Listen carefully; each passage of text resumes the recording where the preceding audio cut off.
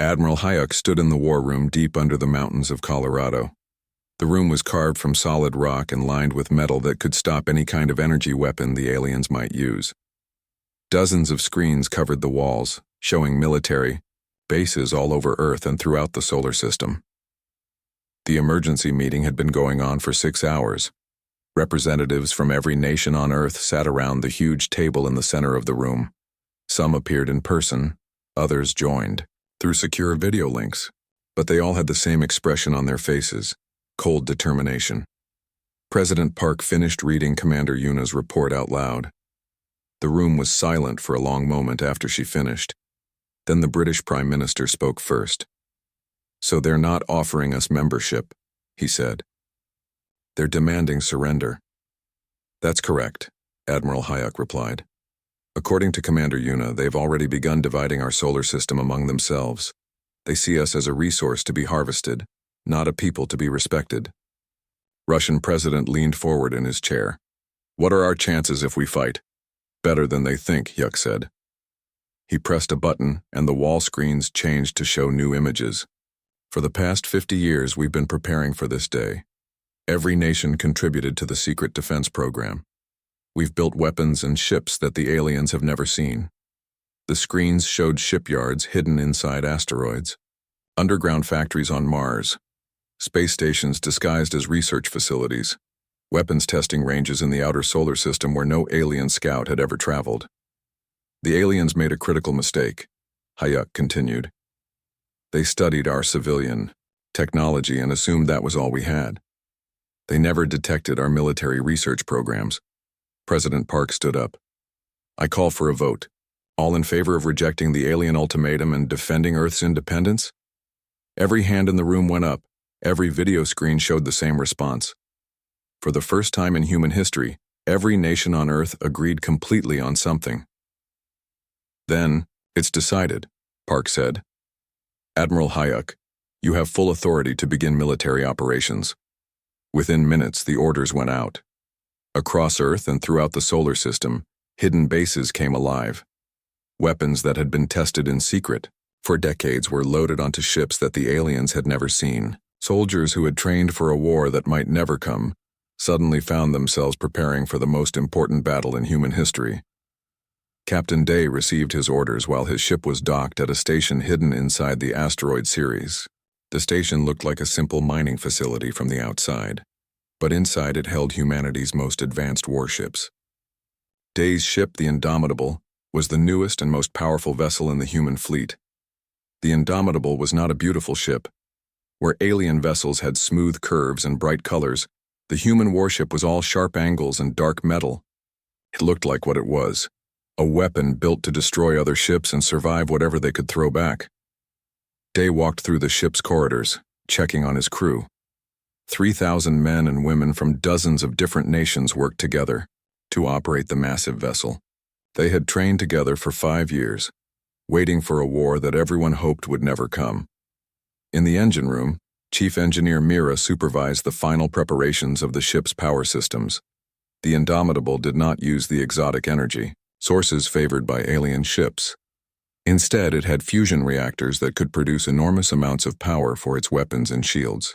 "How are we looking, Chief?" Day asked as he watched her work.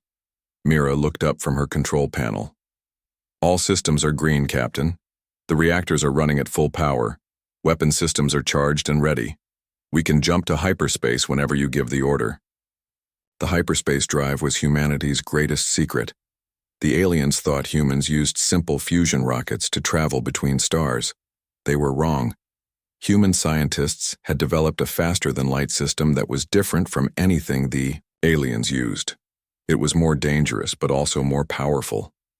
Day made his way to the bridge at the front of the ship.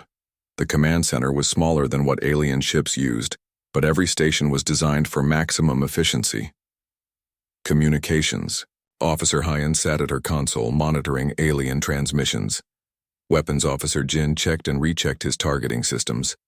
Navigation Officer Su plotted courses through hyperspace. "Status report," Day ordered as he took his captain's chair. "All stations report ready for combat," said Executive Officer Kang. "We're receiving final target data from Earth Command." The main screen showed the alien fleet that was moving toward Earth. 10,000 ships in perfect formation, advancing slowly and confidently toward the Sol system. Their formation was designed to look impressive and overwhelming. It was working. "How long until they reach Earth?" Day asked. "At their current speed, 48 hours, Sue replied. "They're not hurrying. They think we'll surrender before they arrive." Day nodded. The aliens were following their standard procedure. Make contact with a new species. Demand submission. Display overwhelming force. Wait for surrender. It had worked on thousands of other worlds. But Earth was different. Communications. Officer Hyun looked up from her station. "Captain, I'm receiving a message from the alien fleet. They're broadcasting it on all frequencies." "Put it on screen," Day ordered. Admiral Kale's shark-like face appeared on the display. He was standing on the bridge of his flagship, surrounded by other high-ranking alien officers. His expression was calm and confident. "People of Earth," he began, "this is Admiral Kale of the Galactic Council Fleet. We are approaching your system to begin the integration process. We advise all human vessels to power down their weapons and prepare to be boarded. Any resistance will be met with overwhelming force. This is your only warning." The message ended. The bridge was silent for a moment. "Arrogant," Jin muttered from his weapon station. "Good," Day replied. "Arrogant enemies make mistakes." He activated the ship's communication system and opened a channel to Earth Command. Admiral Hyuk's face appeared on screen immediately. "Captain Day reporting for duty, sir," Day said. "Good to see you, Captain. Are you ready for this?" "My ship and crew are ready, Admiral. What are your orders?" Hyuk's expression was grim but determined. "You are authorized to engage the alien fleet using any methods necessary. Show them what happens when someone threatens Earth." "Understood, sir. We'll make sure they get the message." The communication ended. Day looked around at his bridge crew. These men and women had volunteered for the most dangerous mission in human history.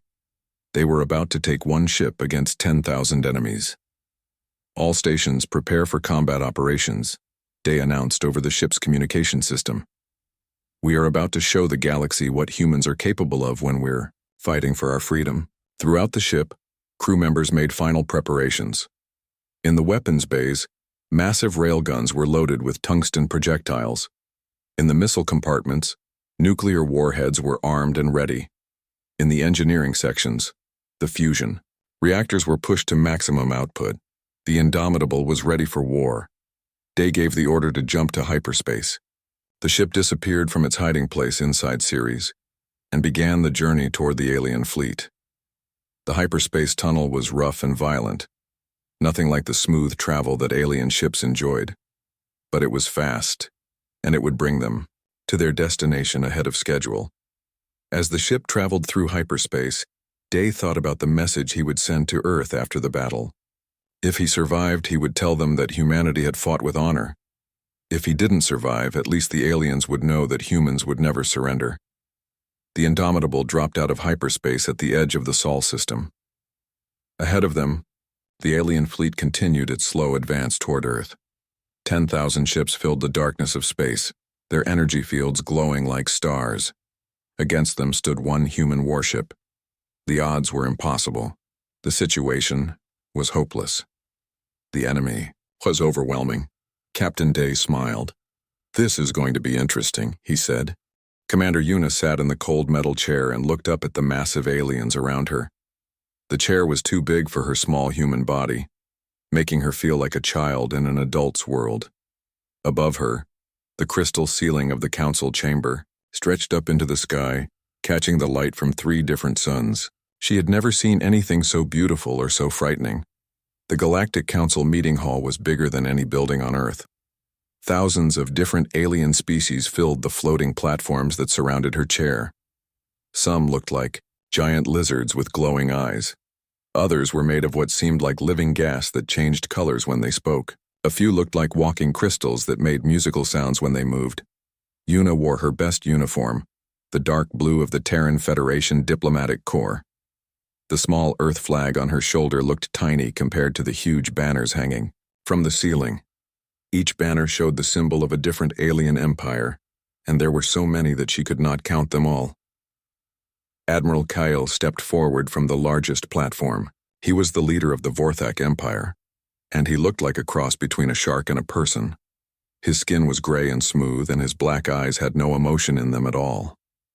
When he spoke, his voice came through the translator machines that floated around the room. "We are here today to discuss the newest species to discover faster-than-light travel," Kale said. His voice was cold and official. "The species calls itself humanity. They come from a small planet in what they call the Sol system." Laughter filled the chamber. It was not friendly laughter. The translator machines turned all the different alien sounds into human laughter, but Yuna could hear the mean edge to it. She kept her face calm and did not show any emotion. A tall alien that looked like a walking tree spoke next. "We have studied their technology, Admiral Kale. Their ships use simple fusion engines, their weapons shoot metal bullets. They have not even discovered energy shields yet." More laughter. Yuna watched as a screen appeared in the air above her head. It showed pictures of human spaceships. Compared to the sleek alien vessels with their flowing curves and bright energy fields, human ships looked like flying boxes made of metal. "Look at this primitive design," said another alien. This one was made of purple gas that swirled in a tall cylinder. No beauty, no grace, just ugly metal and crude weapons. Kale nodded and touched a control device. New images appeared on the screen. These showed Earth's military bases and the ships that protected the homeworld. To Yuna, they looked strong and ready for battle. To the aliens, they were clearly a joke. "Humanity has perhaps 100 combat vessels," Kale said. "Our combined fleets number in the millions. They use chemical rockets to reach orbit. We manipulate space-time itself. They fight with nuclear weapons. We harness the power of stars." The alien that looked like a crystal chimed in with musical tones. The translator turned this into words. "It is almost sad, like watching children play with wooden swords while adults carry energy weapons." Yuna had been silent for the entire meeting, but now she stood up. Her chair was on a platform that could rise higher, so she pressed a button to make herself level with some of the smaller aliens. Even so, most of them towered over her. "I have been listening to your discussion," she said. Her voice carried clearly through the chamber because of the advanced sound systems. "You asked me here to speak for humanity. May I do so now?" Kyle waved a fin-like hand. "Of course, we are curious to hear what your species has to say." Yuna looked around at the thousands of alien faces watching her. Some looked amused, others looked bored. None of them looked worried or concerned about humanity. "Thank you," she said. "Earth's government sent me here to learn about the Galactic Council and to discuss humanity's place in this community of worlds." "Your place is simple," Kale interrupted. "You will accept council oversight of your technology development. You will limit your military expansion. You will allow council inspectors to monitor your progress. In return, we will protect you from hostile species and share some of our basic knowledge." The chamber fell silent. Every alien eye focused on Yuna. She could feel the weight of their attention like a physical thing pressing down on her, and, "If we refuse?" she asked. The question seemed to surprise many of the aliens. The tree-like being made a sound like wind through leaves. The crystal alien chimed in confusion. The gas alien swirled faster. Kyle's expression did not change. No species has ever refused council guidance. The benefits are clear. Protection, knowledge, membership in galactic civilization. Why would any intelligent species turn this down? "But if we did refuse," Yuna pressed, "what would happen then?" Now Kale's mouth stretched into what might have been a smile on a human face. On his shark-like features, it looked like a threat. "Then we would need to take corrective action," he said. "For your own good, of course. Young species sometimes make poor choices. It is our duty to guide them toward better decisions." Around the chamber, alien heads nodded in agreement. They had done this many times before. A new species would discover faster-than-light travel. The council would make contact. The species would accept council guidance. Everyone would live happily ever after under the wise rule of their galactic superiors. I see, Una said. And this corrective action would involve your military forces, if necessary, Kale confirmed. We have found that a show of overwhelming force usually convinces stubborn species to see reason. Our combined fleet numbers 10,000 vessels. Each ship is more advanced than anything your species has ever built. A demonstration of this power is usually enough. Una nodded slowly. She touched a small device on her belt. To the aliens, it looked like a simple communication tool. In reality, it was recording everything and sending the data back to Earth through a quantum communication link that the aliens had not detected. I understand, she said. This is a very important decision for my people. May I request time to consult with Earth's government? The request caused another wave of amused sounds. Kyle looked at the other major alien leaders on their platforms. They all seemed to find the idea of consultation funny. Very well, Kale said. We will give you 72 hours to discuss this with your leaders. But understand that this is not really a choice. It is simply a matter of whether your species accepts our guidance willingly or needs to be convinced. Una bowed slightly. Thank you for your patience. I will return to my ship and contact Earth immediately. As she walked toward the exit, she could hear the aliens beginning to talk among themselves. The translator machines were still active, so she heard fragments of their conversation. Divide the Sol system among 3 empires. The third planet has good mining potential. Their star is perfect for energy collection. Save some of them for research purposes. Una kept walking and did not let her expression change. But inside she felt a cold anger growing. These aliens were not offering humanity partnership. They were planning conquest. They had already decided that humans would serve them, one way or another. She reached her ship, the small diplomatic vessel named Harmony. It looked tiny next to the huge alien craft in the spaceport, but Una knew something the aliens did not. Harmony was much more advanced than it appeared. Its simple hull hid sensors and communication equipment that could record everything the aliens did and said. As Harmony left the crystal world of Nexus Prime, Una sat in her captain's chair and activated the quantum communication system. Message she sent to Earth was short and clear.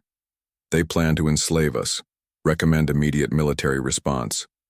On Earth, Admiral Hayek received the message in his underground command center. He read it twice, then activated emergency protocols that had been waiting for this day.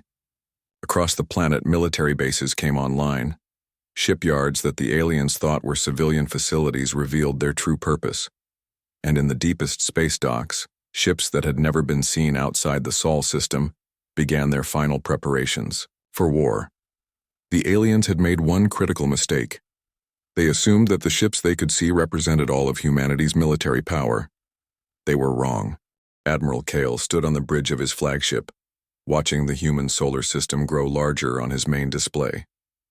Behind him, 10,000 ships moved in perfect formation through space. The sight had made countless alien species surrender without firing a single shot.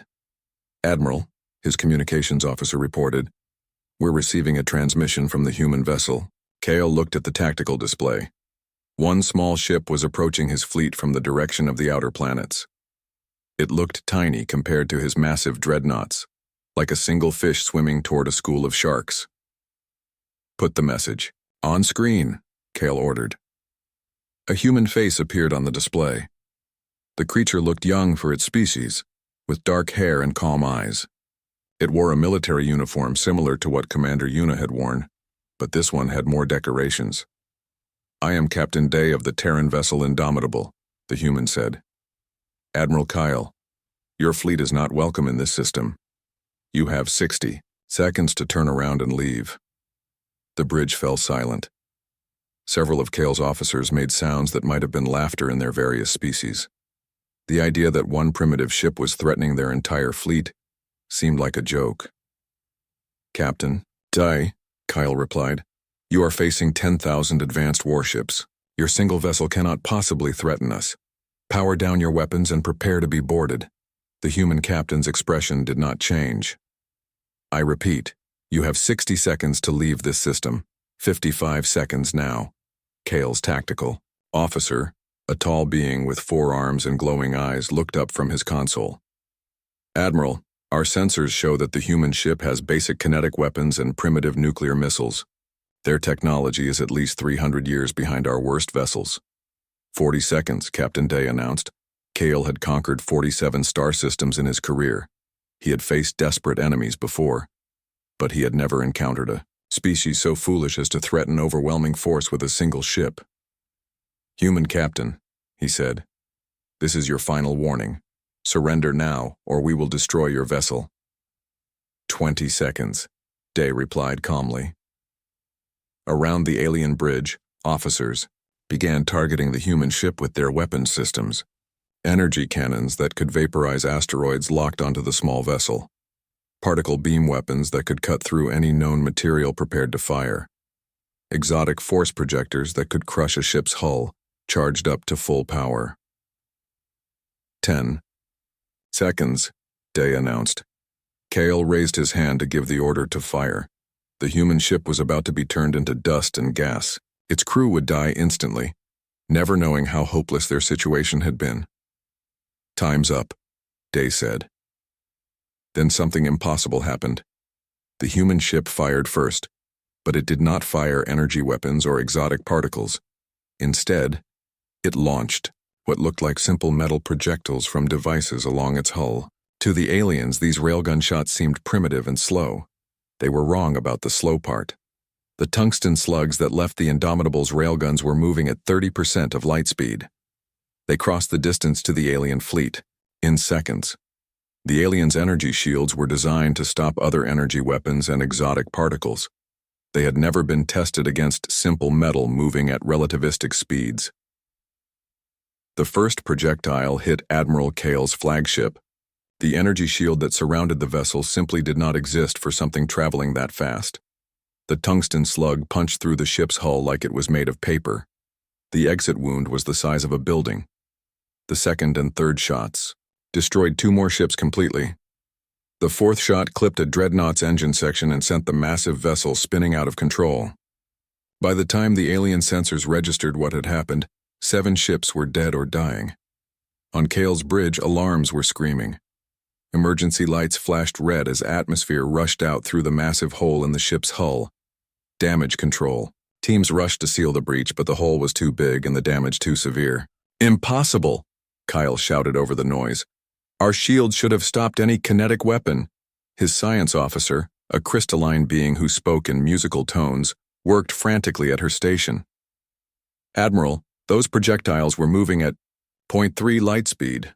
Our shields are not designed to handle kinetic impacts at those velocities." More railgun shots arrived. The human ship was firing continuously now, sending streams of tungsten death across space. Each shot destroyed or crippled an alien vessel. The perfect formation of the alien fleet began to break apart as ships moved to avoid the incoming fire. "All ships return fire," Kyle ordered. The alien fleet responded with everything they had. Energy beams that could melt planets lanced out toward the human ship. Particle weapons that could destroy molecules fired in perfect synchronization. Exotic force projectors tried to crush the human vessel with artificial gravity. But the Indomitable was no longer where it had been when they fired. The human ship was accelerating at rates that should have killed its crew, twisting and turning through space like a fighter instead of a warship. The alien weapons, designed for engagements with slow-moving targets, could not track the frantically maneuvering human vessel. Captain Day felt the acceleration pressing him into his command chair as his ship dodged another volley of alien fire. The Indomitable's inertial compensators were working at maximum capacity, but the ship was still pulling maneuvers that would have been impossible for alien vessels. "Tactical report," he called out over the roar of the engines. Weapons Officer Jin looked up from his console with a fierce grin. 17 enemy ships destroyed, 12 more heavily damaged. Railgun systems are operating perfectly. We're hitting everything we aim at. Navigation, how are we doing on avoiding their return fire? They're having trouble tracking us, Navigation Officer Sue reported. Their targeting systems are designed for their own ships, which are much slower and more predictable than us. Communications Officer Hyon looked up from her station. Captain, I'm picking up alien communications. They're panicking. They've never seen kinetic weapons used this way before. Day nodded. Human military doctrine was based on one simple principle. If you could hit something hard enough and fast enough, you could destroy it. Energy shields and exotic defenses were sophisticated, but they all had limits. Physics was physics, and a chunk of metal moving at a significant fraction of light speed carried more energy than most stars produced in a second. Load the special ammunition, Day ordered. Jin's grin got wider. Loading nuclear-tipped railgun rounds. The next salvo from the Indomitable was different. Instead of simple tungsten slugs, the railguns fired projectiles with nuclear warheads. When they hit alien ships, they did not just punch holes, they exploded with the force of small stars. The results were spectacular and terrifying. Entire alien dreadnoughts vanished in nuclear fireballs. The explosions sent shockwaves through space that damaged nearby vessels. Ships that survived the initial blast were crippled by radiation and electromagnetic pulses. Admiral Kale watched in horror as his fleet was systematically destroyed by a single primitive vessel. His tactical officers were shouting reports that made no sense. The human ship is firing nuclear weapons at point-blank range. They're using their own star's gravity to accelerate their projectiles. Their ship is somehow immune to its own nuclear explosions. What the aliens did not understand was that human ships were built differently. While alien vessels relied on energy shields and sophisticated defenses, human warships were designed to absorb massive amounts of damage and keep fighting. The Indomitable's hull was thick armor designed to survive nuclear explosions. Its crew wore radiation suits and worked in shielded compartments. "Admiral," his communications officer called out, "the human captain is sending another message." Kale's hands shook as he activated the display. Captain Day appeared on screen again. The human looked calm and professional, as if he was not in the middle of destroying the most powerful fleet in galactic history. "Admiral Kale," Day said politely, "I believe I mentioned that you should leave our system.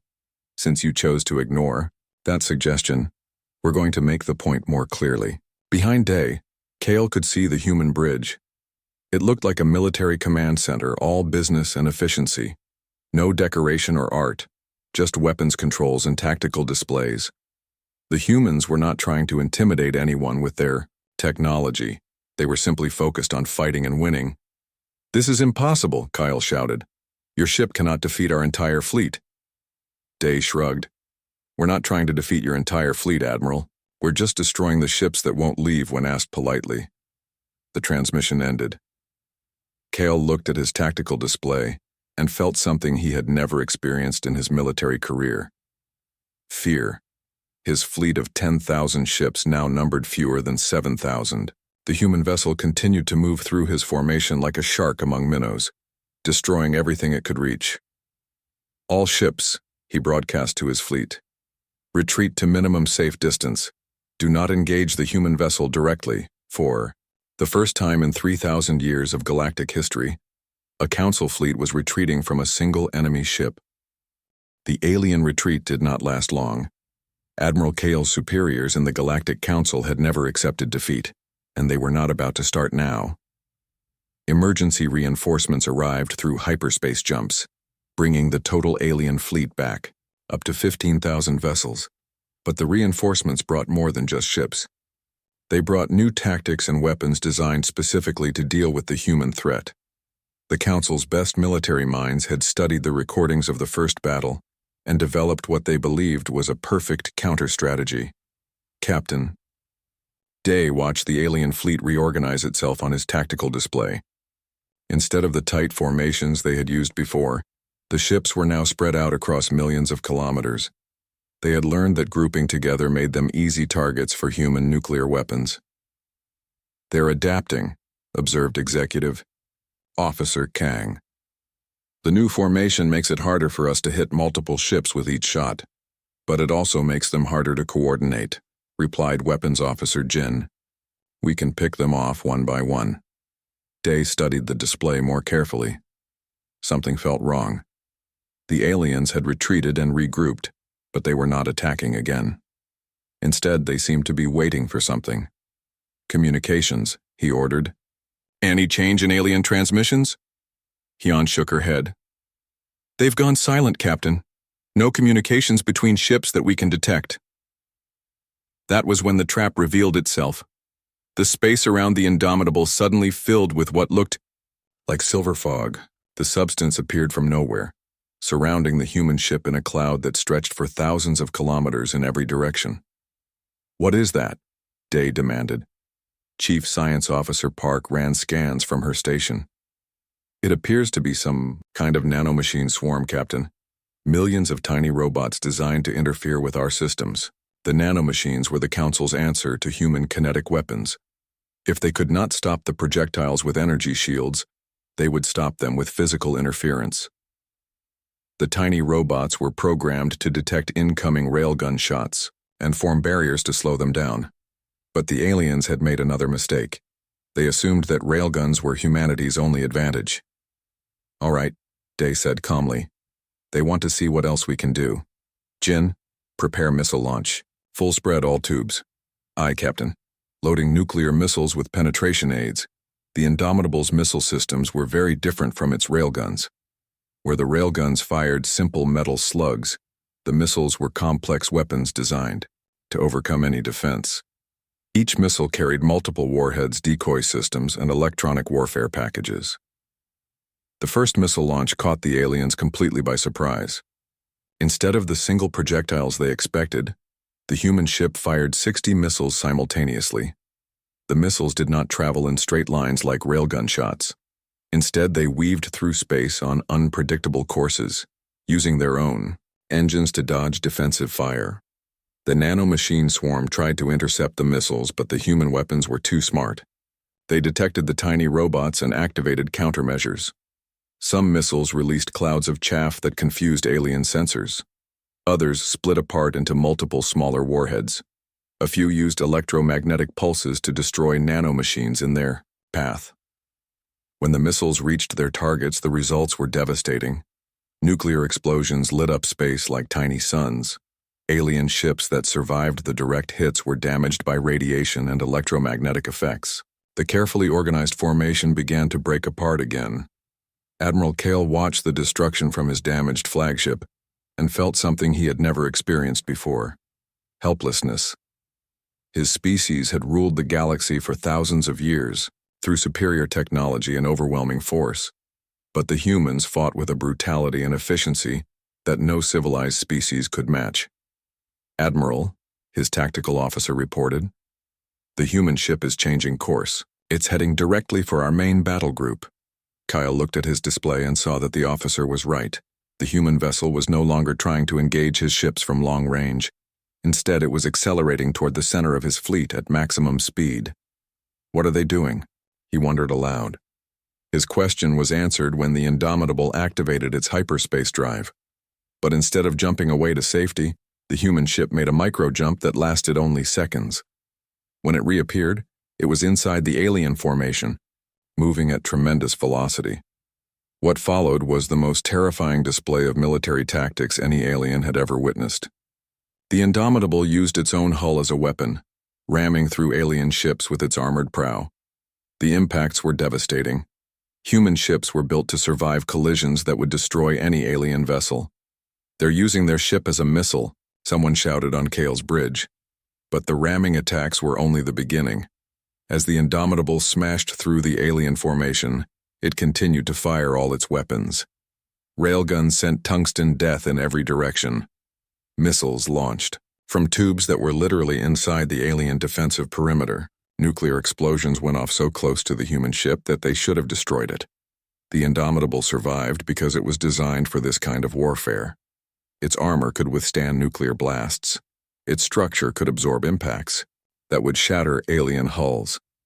Its crew worked in sealed compartments that protected them from radiation and vacuum. Chief Engineer Mira monitored the ship's systems from her station in the heavily armored engineering section. "Hull integrity at 70%, she reported over the communication system. "Armor is holding, all weapon systems still operational." Captain Day felt the ship shudder as it rammed through another alien vessel. The impact threw him against his restraints, but the ship kept moving. On his display, he could see the path of destruction they were carving through the enemy fleet. "Navigation," he called out. "Plot a course for the alien flagship." "Aye, Captain," Sue replied. "Intercept course plotted." The Indomitable changed direction and accelerated toward Admiral Kale's massive dreadnought. The alien flagship was 10 times larger than the human ship, with weapons that could destroy planets and armor that had never been penetrated. But size was not always an advantage in space combat. The human ship hit the alien flagship at 20% of light speed. The impact was like a relativistic bullet striking a wall. The Indomitable's armored prow punched completely through the enemy vessel, entering through the bow and exiting through the stern. Admiral Kale felt his ship shake apart around him. Emergency. Systems failed. Life support stopped working. The bridge filled with smoke and sparks as control systems overloaded. "Abandon ship," he ordered. All hands abandoned ship. But even as his flagship died around him, Kale could not stop watching the tactical display. The human vessel had emerged from the collision damaged but still functional. It was already turning toward its next target. In the space of 30 minutes, the Indomitable had destroyed over 1,000 alien ships. The survivors were scattered and demoralized. Many were already jumping to hyperspace, fleeing the battle zone as fast as their engines could carry them. The alien fleet that had come to conquer humanity was now running for its life. Captain Day surveyed the damage to his ship. The hull was cracked in several places. 2 of the railgun systems were offline. The missile tubes were running low on ammunition. But his crew was alive and his ship could still fight. "Damage report," he ordered. "We're hurt but not out of the fight," Mira reported. "I can patch the hull breaches and get the damaged railguns back online in a few hours." Day nodded. "Communications. Send a message to the surviving alien ships." Heon activated the transmission system. "Channel open, Captain." Day looked into the camera and spoke calmly. "Attention, alien vessels. This is Captain Day of the Terran ship Indomitable. You came to our system to demand our surrender. Instead, you have learned what happens when someone threatens human independence." He paused, letting his words sink in. "I want you to go back to your Galactic Council. Tell them what you saw here today. Tell them that humanity will never bow to alien masters. And tell them that if they ever threaten our world again, we will bring this kind of warfare to every system they control." The transmission ended. Around the Indomitable, the few remaining alien ships continued their retreat. They had learned a lesson that would reshape galactic politics forever. Humans did not fight like civilized species. They fought to win using any method that worked, and when they won, their enemies knew they had been in a real war. The Galactic Council emergency session had been going on for 3 days without a break.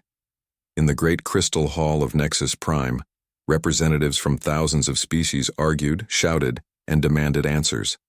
The massive chamber that had once echoed with confident voices now filled with panic and confusion. Admiral Kale stood in the center of the hall, his uniform torn and stained with blood. His flagship was gone, destroyed by a single human vessel. Of the 15,000 ships that had attacked the Sol system, fewer than 2,000 had returned.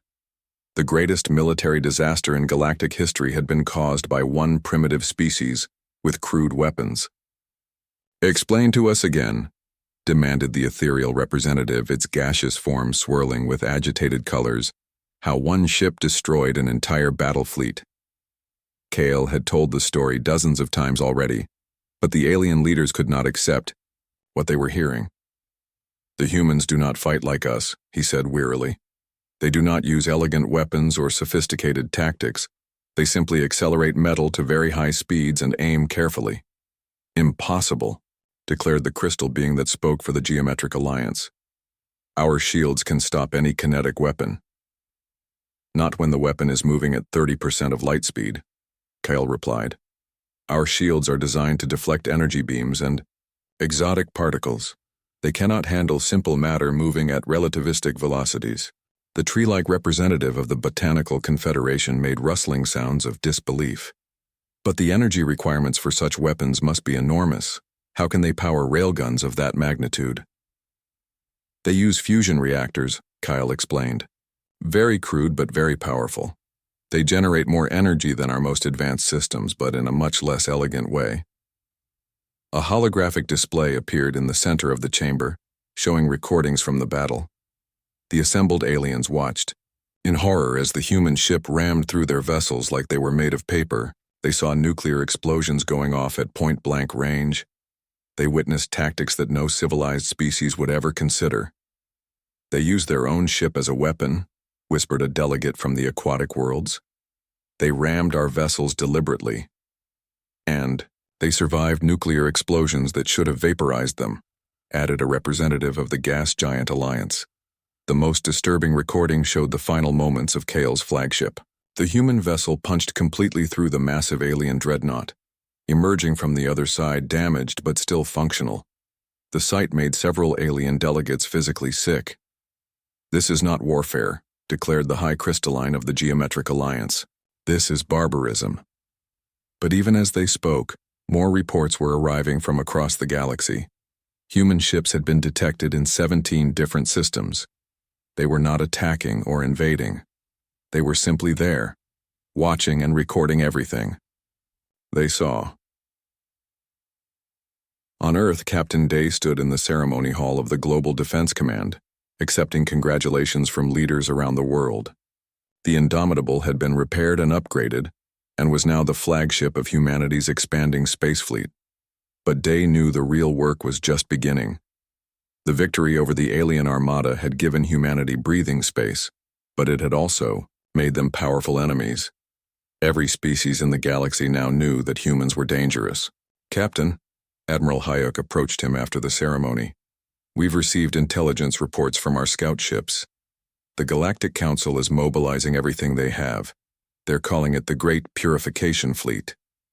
Day nodded. He had expected this. The aliens could not allow humanity to exist as an independent threat to their authority. They would gather every ship, every weapon, every soldier they could find and try to crush Earth once and for all. "How many ships?" he asked. "Current estimates suggest over 100,000 vessels," Hayek replied. "Representatives from every major alien empire. They're putting aside centuries of rivalry to deal with what they see as an existential threat." "Good," Day said calmly. "The bigger the target, the easier it is to hit." What the aliens did not know was that humanity had not been idle since the first battle. The victory over Kale's fleet had revealed critical information about alien weaknesses. Human engineers and scientists had been working around the clock to develop new weapons and tactics.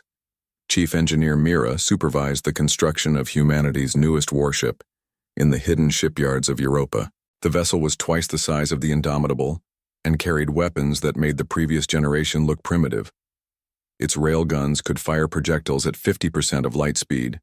Its nuclear missiles could penetrate any known defense system. But the new ship's most terrifying feature was its hyperspace ram system. The vessel could jump directly into an enemy formation and use its entire mass as a relativistic projectile. The impact would destroy everything within 1,000 kilometers. "How many of these can we build?" asked Admiral Hayek as he toured the construction facility. "We currently have 50 under construction," Mira replied. "We can have 200, ready within 6 months if we mobilize all our resources." Hayek nodded. 200 ships against 100,000 seemed like hopeless odds, but he had learned not to underestimate human engineering and determination. Meanwhile, the Galactic Council continued to prepare for what they called the final solution to the human problem. Species that had been enemies for millennia worked together to build the largest military force in galactic history. Their plan was simple: surround the Sol system completely and destroy everything in it. But as they prepared for total war, something unexpected began to happen throughout the galaxy. Species that had been oppressed by the Council for centuries started to rebel. The human victory had shown them that the Council was not invincible. On Kepler 442b, a species called the Miners rose up against their Council overseers. They used simple explosives and kinetic weapons, copying human tactics they had seen in the battle recordings. The council garrison was overwhelmed in hours. Similar uprisings began on dozens of worlds. Species that had accepted council rule for generations suddenly discovered the courage to fight for their freedom. They could not match human military technology, but they could copy human determination and fighting spirit. The council found itself fighting wars on hundreds of fronts. Their great purification fleet was constantly being diverted to deal with rebellions and uprisings. What was supposed to be a simple extermination mission became a desperate struggle to hold their empire together. Commander Yuna, who had returned to Earth after her diplomatic mission, now served as humanity's first ambassador to free worlds. Her job was to coordinate with the rebel species and provide them with whatever support Earth could offer. "The galaxy is changing," she reported to President Park during a secure communication. "The Council's authority is breaking down everywhere. Species that have been slaves for thousands of years are remembering what freedom means." Park nodded. "And what about the Council's military response?" "They're still gathering ships for their attack on Earth," Yuna replied. "But every day they delay gives us more allies and more time to prepare." The war that followed would reshape galactic civilization forever. But it would not be the quick extermination that the Council had planned. Instead, it became a long struggle between two very different ideas about how the galaxy should be organized. On one side stood the Galactic Council, with their belief in order, hierarchy, and the rule of the strong over the weak. On the other side stood humanity and their growing alliance of free worlds, fighting for the radical idea that every species had the right to determine its own destiny. The outcome would determine whether the galaxy continued under alien domination or entered a new age of freedom and independence. And at the center of it all flew the human warships, carrying a simple message to every corner of space. Humanity had arrived, and they would never surrender their freedom to anyone,